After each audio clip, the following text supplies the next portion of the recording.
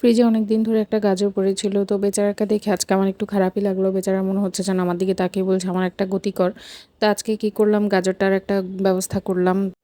তো ভাবলাম গাজরের লাড্ডু, গাজরের সেমাই, গাজরের বরফি সবই তো খাওয়া হয়েছে, মোটামুটি গাজরের হালুয়া। তো আজকে একটু গাজরের পুডিং বানানোর চেষ্টা করলাম, দেখি কেমন হয় গাজরের পুডিং খেতে। তো এই জন্য আমি গাজরটাকে একটু গ্রেট করে নিয়ে ঘি দিয়ে ভেজে নিচ্ছিলাম। তার কারণ হচ্ছে গাজরের গন্ধটা আমার ভালো লাগে না, তাই ঘি দিয়ে ভেজে নিচ্ছি। এটা অপশনাল, আপনারা ভাজলেও ভাজতে পারেন, না ভাজলেও নাই।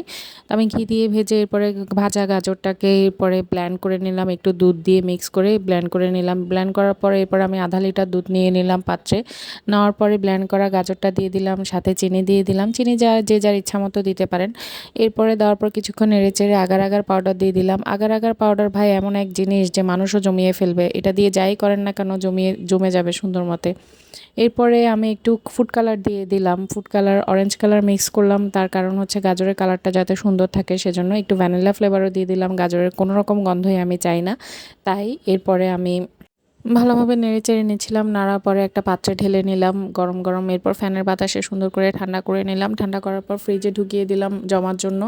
এরপর আধা ঘন্টা 40 মিনিটের মতো রেখেছি। 40 মিনিট পরে বের করে দেখি যে সুন্দর মতো এটা জমে গেছে। এবং ট্রাস্ট মি, এই গাজরের পুডিংটা এত বেশি ইয়াম্মি হয়েছে, একবার অবশ্যই ট্রাই করবেন বাসায়।